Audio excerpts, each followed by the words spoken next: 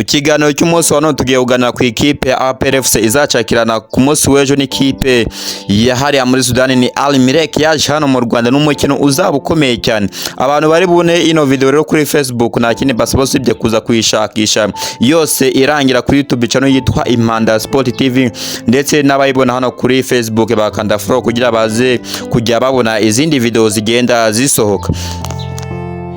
Ntabwo turi buze kujya kure, turaza kuganira ku ikipe ya Al Merrikh ya APR. Yo nekereza ko abantu bagenda bafite amakuru agaragara cyane atari nk'ikipe ya Al Merrikh. Al Merrikh rero ni ikipe yo hariya muri Sudani, ikaba yaraje gukina shampiyona hano mu Rwanda bitewe n'intambara n'umutekano muke wari uri hariya muri Sudani. Ikipe rero ni ikipe imaze igihe kinini bayo kuko ifite imyaka isaga 99, no kuvuga ko yabayeho mu mwaka w'1927. Iyi kipe rero ni ikipe ikomeye cyane kuko muri iyo myaka isaga 99 yagiye itwara ibikombe bigiye bitandukanye, kuko iyi kipe ifite ibikombe bitari bike turi buze kugenda tureba, ndetse tunagenda turebera hamwe mu mikino yagiye ibahuza n'ikipe ya APR FC. Iyi kipe rero iherereye hariya mu mujyi wa Omdurman ni hariya muri Sudani. Ikipe niho iherereye ndetse ikaba ituranye itari kure cyane ikipe twavuga mukeba wayo wa Al Hilal. Ikipe rero biraza kuba ari umukino ukomeye kuko iyi kipe nyuma yuko umutoza hoze utoza APR FC yaje kuba ayisohokamo, yaje kuba ahita ajya muri ikipe ya Al Merrikh. Murumva rero ko ari kimwe mu bintu biri buze gukomeza uyu mukino uri buze kubahuza ku munsi w'ejo. Umutoza nawe tuvuga ni umutoza wahoze utoza APR FC ndetse wanatwaye ibikombe bitandukanye bitari byinshi, kuko uyu mutoza Darkonovic yaje kuba atwara igikombe cy'amahoro mu gihe yarari hamwe na APR FC. Iyi kipe rero yahari muri Sudani Al Merrikh yagiye ifata bimwe mu bihe bitandukanye igahura na APR FC, by'umwihariko muri Sekafa Kagame Cup. No kuvuga ko na amakipe yamenyeranye yagiye ahura inshuro nyinshi zitandukanye. Iyi kipe ya Al Merrikh rero mbere ko tuza kugera ku mikino yagiye ihura n'ikipe ya APR FC na resultat byagiye bitanga, reka manze manyuremo bimwe mu bikombe iyi kipe ya Al Merrikh yagiye itwara. No kuvuga muri Sudani bakinira ibikombe bigiye bitandukanye, gusa muri byo ikipe ya Al Merrikh ifite ibikombe bisaga 19 bya shampiyona, no kuvuga ni Sudani Premier League. Ikipe ya Al Merrikh urumva rero ko mu myaka isaga 99 nababwiye ifitemo ibikombe bisaga 19. Urumva ko atari ibikombe bikeya muri rusange. Ikipe rero si ibyo bikombe gusa ifite hariya muri Sudani, bagenda bakina bimwe mu bikombe bitandukanye, kuko hari n'igikombe bakina bita Khartoum League, ni igikombe hariya naho muri Sudani bahatanira. Ikipe rero Al Merrikh kumenya ko ari ikipe ikomeye cyane, yibitseho ibikombe bisanga 17 bya Khartoum League. Ni ibikombe nyine bikinirwa hariya muri Sudani. Ikipe rero ifite ibikombe byinshi bitandukanye, turaza kugenda tubitaranyika. Si ibyo bikombe gusa kandi ikipe yibitseho kuko ifite n'igikombe cya African Cup winner, ifite igikombe kimwe, ndetse iyi kipe mu buryo bwose ndibuze kubasobanurira ishobora kuba yaragiye ihuramo na APR. Iyi kipe ya Al Merrikh ni ikipe ikomeye kuko ifite Sekafa Kagame Cup, no kuvuga ni ni igikombe abakinnyi bakinira amakipe yano muri Afrika murayizi cyane na APR igiye ikina ibitseho ibikombe bisaga 3 bya Sekafa Kagame Cup.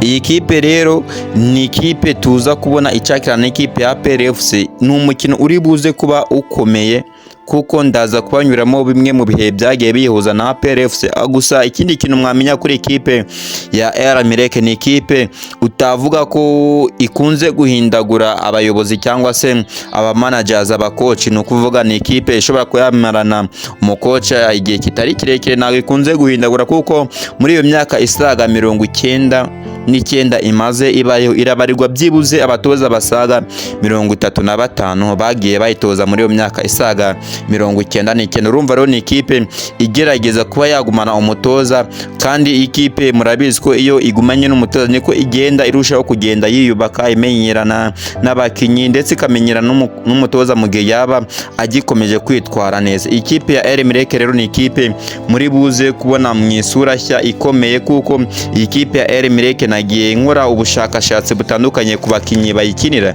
muri hariya muri Sudani. Ikipe ifite abakinyi nationali batari bakeya, ndibuze kugenda mbanyuriramo. Ni ikipe ikomeye, gusa muri za Sekafa ikipe yagiye itwara ikipe El Merreikh nubwo nayo imaze kubabwa ko ari imwe mu makipe akomeye hariya muri Sudani. Ikipe nari mvuze ku bijyanye na national, ikipe El Merreikh ifite abakinyi babanzamo mu ikipe ya national, no kuva ikipe y'igihugu hariya muri Sudani. Ikipe El Merreikh ifitemo abakinyi bayikinira basaga ku 8. Urumva ko ni ikipe ikomeye cyane kuba yabona ifite abakinyi twavuga ko bakinira mu rwego rwa national, mu rwego w'igihugu hariya muri Sudani. Bakaba bari mu ikipe imwe ari abakinyi 8, n'abakinyi benshi cyane. Hari muri abo rero harimo umunyezamu, akaza ndetse n'abadefenseri 3, ndetse n'abakinyi bakina hagati 2, n'abakinyi nationali bahoraho bahariya muri Sudan. Ukumva rero aba bakinyi bafite experience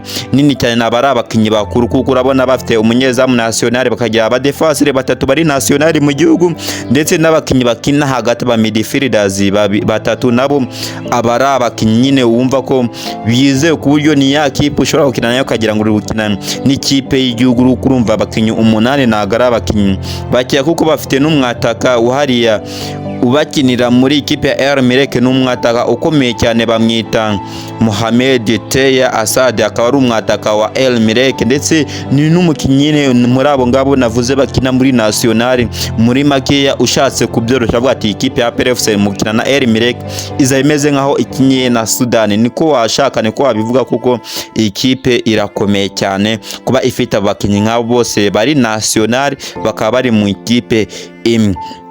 Uyu mukino rero uzaba ukomeye cyane, ukomeye. Ndabibasobanurira gute rero? Mbere yuko mbibasobanura kanze mbabwire bimwe rero mu bihe byagiye bihuza aya makipe ndetse na resultat byagiye bitano kuvuga rero. Bimwe mu bihe byagiye bihuze ikipe ya El Merreikh na APR, turahera kuri Sekafa Club Cup. Ni umukino wabaye hari mu mwaka ushize 2024, byaje kurangira ikipe ya APR FC itsinze ikipe ya El Merreikh 2-1, ndetse bongera guhura hari muri Sekafa Kagame Cup yari kuri final mu mwaka wa 2010. Byaje kurangira ikipe ya El Merreikh itsinze APR FC igitego 1-0. Ababyibuka barabyibuka, barongera guhura mu mwaka wa 2013 muri Sekafa Kagame Cup, birangira APR FC itsinze ikipe ya El Merreikh ibitego 2-1, ndetse uwo mukino wo kwishyura waje kurangira ikipe ya APR FC inganyije n'ikipe ya El Merreikh 1-1. Urumva rero ni inshuro baramenyeranye bagiye bahura mu bihe bigiye bitandukanye, gusa kuri inshuro rero biratandukanye kuko ntabwo ari Sekafa, n'umukino utanga amanota. Gusa kimwe mu bintu ukwiye kwitondera kuri uyu mukino, mu gihe ikipe yaba itsinze iraza guhita itambuka ku yindi. Ikipe ya APR FC iri ku mwanya wa 3 aka kanya, mu gihe yaba itsinze ikipe ya El Merreikh iraza guhita igira amanota asaga 35, biza gutuma icakira umwanya wa mbere, kuko ikipe ya Polisi ifite amanota asaga 38, mu gihe APR rero yaba itsinze El Merreikh nta kabuza iyi APR FC iraza guhita icakira umwanya wa mbere, Polisi ize kuba ikurikira. None mu gihe iyi El Merreikh ishobora kuba itsinze APR FC, kuko iyi El Merreikh ntabwo iri kure cyane, iraza guhita inyura kuri APR.